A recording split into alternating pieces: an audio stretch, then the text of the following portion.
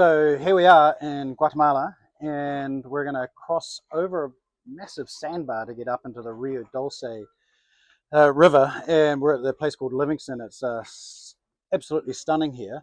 The sandbar is really shallow.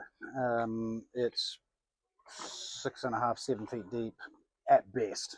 So you have to plan on crossing here at a king tide when the sun and the moon are doing their best kind of stuff to make the tide additive. Anyway, so we're going over the sandbar. We got a depth meter on the boat. That's great, but we need to make sure the depth meter is accurate. So what we've done, a little bit of makeshift stuff here, but we made a depth meter. This is a really cool depth meter. It's absolutely 100% accurate. And then we tie a little knot in it. So we drop this to the bottom, tie a knot at the surface, and then we just measure how long this is, and we know exactly what the depth is. That's pretty cool. Now we do know that's not good enough though, right? So because we got a keel underneath us, so we do know the length of the keel. It's 6.5 feet. So here's what I do. Just draw a diagram. It's going to make it really simple. Don't try and add and subtract and all that kind of stuff. Just draw a diagram. Here's the boat. Here's the keel. We know the keel depth, 6.5. We know the depth we measured, 10 feet. So if it gets to 3.5, that's when we know that the keel is probably going to hit the bottom. But here's the trick to the whole thing. There's a little setting on your depth meter. It's called the offset.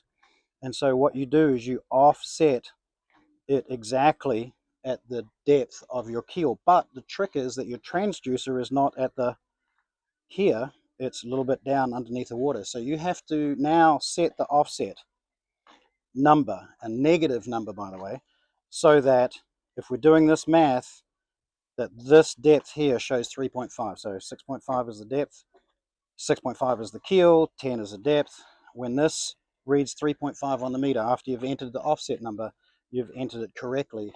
Now, this is typically what you'd want to do is set it up for a little bit more, the safety factor, like a couple of feet or something like that, maybe even more.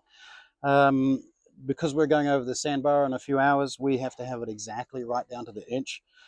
So it's possibly going to get down to 2 or 3 inches getting over the sandbar, but that's okay because we'll know exactly what the depth is and we'll be really confident that we've done it right with really simple diagram, piece of string, a spanner, and some simple math.